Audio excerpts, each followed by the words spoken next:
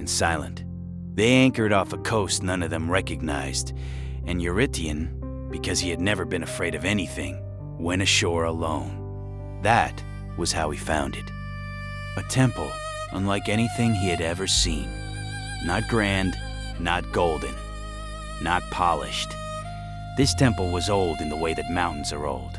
Before memory, before myth, before the first human ever looked at the sky and wondered what was up there. The columns were black stone, worn smooth not by craftsmen but by time. The carvings on the walls were not scenes of war or triumph. They were faces, hundreds of them, all frozen in the same expression. Absolute, perfect terror. Eurytion did not feel fear. He felt curiosity. He walked inside. The interior was dim, lit by clay oil lamps that threw orange shadows across the floor. And at the center, on an altar of polished obsidian, there was an offering. Fresh flowers, a jar of honey, and a small carved figure that made him stop breathing for a single moment. A woman with snakes for hair. He knew what this was. Everyone knew. Medusa. He picked up the carved figure, turned it in his fingers, and then, because this is who he was, because this is what he had always done, because he had never once been stopped, he laughed. Not a nervous laugh, not a reverent laugh, a mocking one. This, he said to no one, to the empty temple, to the oil lamps and the carved faces on the walls. This is what they worship? A woman who was punished for being beautiful in the wrong place at the wrong time? A victim who became a monster? He set the figure back down, carelessly. So carelessly that it toppled and shattered against the altar. He didn't pick up the pieces. I've built more power with a merchant ledger than she ever had with those eyes, he said. And at least I chose to become what I am. He walked back out into the night. His ship was still there. The storm had passed. His crew was asleep. Everything was fine. For exactly 37 days. The first thing he noticed was the mirror. Eurytion kept a polished bronze mirror in his cabin. He used it every morning, not out of vanity, but out of precision. He needed to know exactly what he looked like before he walked into a room, because appearance was a weapon, and he sharpened all his weapons before battle. On the 38th morning after the temple, he looked into the mirror and his reflection was wrong. Not dramatically wrong, not the stuff of nightmares, not yet. Just off, like looking at himself through water, like the reflection was a moment behind his movements. Half a breath, a ghost's delay. He shook his head, blinked, looked again. Normal. He told himself it was the light. He told himself it was fatigue. He told himself the same thing he always told himself when the world behaved unexpectedly. I am in control. There is an explanation. I will find it. But 2 days later, he noticed the second thing. People stopped meeting his eyes. Not out of fear. He knew fear. Fear made people shrink and look sideways, the way rabbits look at hawks. This was different. People looked away from him, but quickly, like looking at something bright. His business partner in Corinth excused himself from a dinner, eyes fixed on the floor, face pale. A servant who had worked in his household for 11 years suddenly gave her notice, unable to explain why. Even his navigator, his steady, unflinching, storm-tested navigator, began keeping to the opposite end of the ship. Eurytion interrogated each of them. Their answers were the same. I don't know. I'm sorry. Something about you. I can't explain it. Something about your face when you look at me makes me feel like I'm going to. None of them finished the sentence. And Eurytion, for the first time in 30 years of living without it, felt the cold, unfamiliar prickle of something at the base of his skull. Not fear. He told himself it wasn't fear. It was fear. He went to a physician in Athens. The physician examined his eyes, his skin, his blood pressure. He found nothing wrong. He went to a philosopher. The philosopher listened to his account and told him that the mind creates patterns from coincidence, and that he was simply experiencing the psychological aftermath of fatigue and stress. He went, reluctantly, to a priest. The priest took one look at him and quietly asked him to leave the temple. Eurytion grabbed the priest by his robe. "What do you see?" he demanded. "What is it that you see?" The priest was shaking. His eyes were fixed on a point just behind Eurytion's right shoulder. "Something," he whispered, "is following you." Eurytion let go, turned. Nothing there. He turned back. The priest was gone. He had run, an old man in temple sandals, run through the courtyard and disappeared. Eurytion stood alone in the sunlight. He turned again, slowly, and looked at his shadow. It was shaped like him, but the outline around his head, barely visible, easy to dismiss, easy to explain away as the light, as the angle of the sun, as anything rational and safe. The outline around his head was not smooth. It moved, slightly, restlessly, like dozens of small things, coiled and breathing. He went back. Of course he went back. That is who he was. He did not run from problems. He did not negotiate with fear. He went back to the coast of Libya, to the storm path he had memorized, and he found the inlet where they had anchored. He went ashore. The temple was there, same black columns, same carved faces frozen in terror, but different in one way. The altar was restored. The broken figure, the clay Medusa he had knocked to the floor, shattered with his carelessness, was whole, intact, as if it had never fallen. And this time, he did not laugh.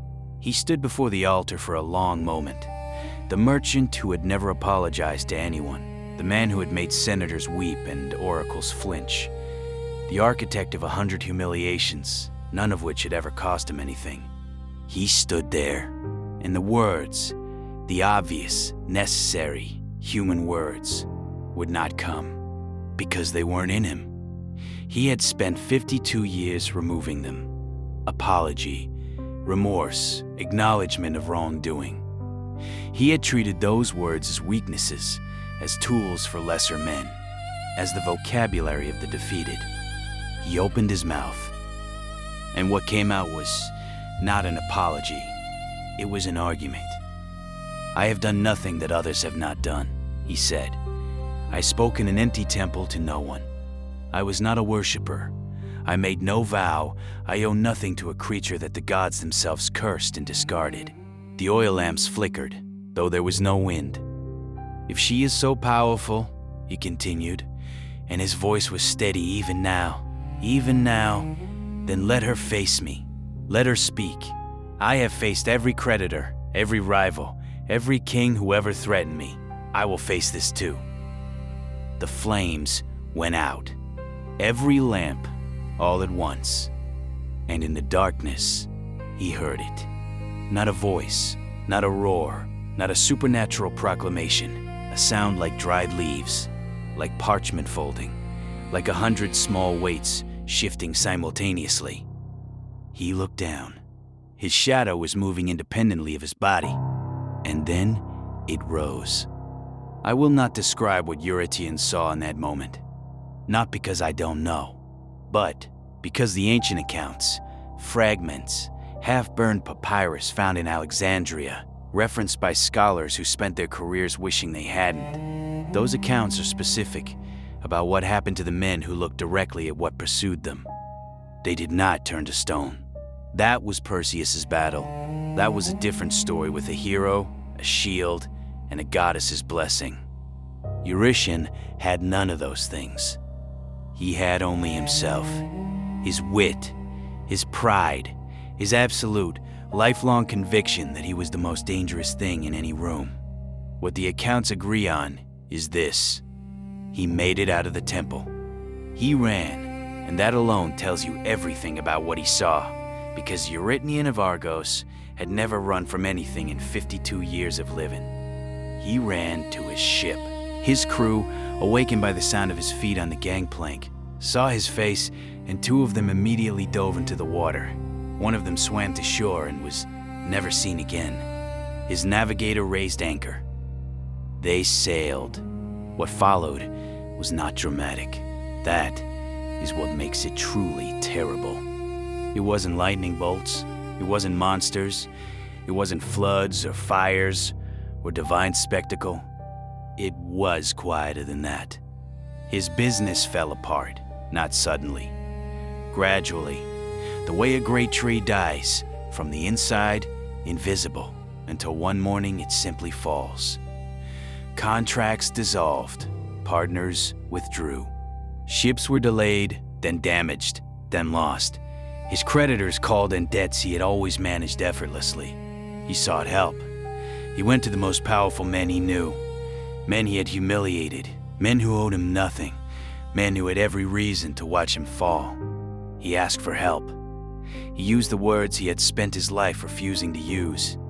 Please, I am sorry. They didn't help him, but they remembered. They remarked to their wives and their sons that Eurydion of Argos, that cold, sharp, beautiful destroyer of men, had stood in their doorways and said please. Some of them were moved, some of them were not. It didn't matter, because no human being could have helped him at this point. The thing that made him Eurytion, the edge, the clarity, the terrifying intelligence, was leaving him, slowly, as if being drawn out through his eyes every time he slept. He spent his last months in a small house in Corinth. He could not look at mirrors anymore. Here is what the ancient accounts never quite say plainly, but what every person who reads them understands. Eurytion was not destroyed because he was wicked. He was destroyed because he refused the one thing that might have saved him. Not sacrifice, not prayer, not a hero's quest or a clever trick. Acknowledgement. He had walked into a sacred space. He had mocked the pain of a being who had been violated, transformed, and condemned, who had suffered what may be the oldest wound in mythology, being punished for what was done to her. And he had done it not in ignorance, but with full awareness, with pleasure, with the signature move that had defined his entire life. Deliberate humiliation. And when given every chance, 37 days, a physician, a philosopher, a priest, and a second visit to the altar itself, he could not produce the only thing that would have balanced the scale. Not because he couldn't say the words, but because he genuinely did not believe he had done anything wrong. That is the cold reckoning, not the punishment. The incapacity. The moment you realize that the thing you sacrificed to build your power was the exact thing you needed to survive, and then you gave it away so long ago you can't even remember what it felt like. There is a fragment of a later poem that describes a wanderer finding a small house in Corinth, empty, the door left open, a single overturned bronze mirror on the floor, and carved into the doorframe, in letters clumsily carved, unpracticed, the work of someone who had never done such a thing before. 2 words in Old Greek. Scholars translate them differently. Some say, I understand. Some say, I was wrong. Some say the translation doesn't quite work in modern language, that the Greek carries both meanings simultaneously, and a third one underneath that has no English equivalent. Something close to, I see it now, but I see it too late. This is cold reckoning. And the gods, if they're listening, are never in a hurry. They have all the time in the world.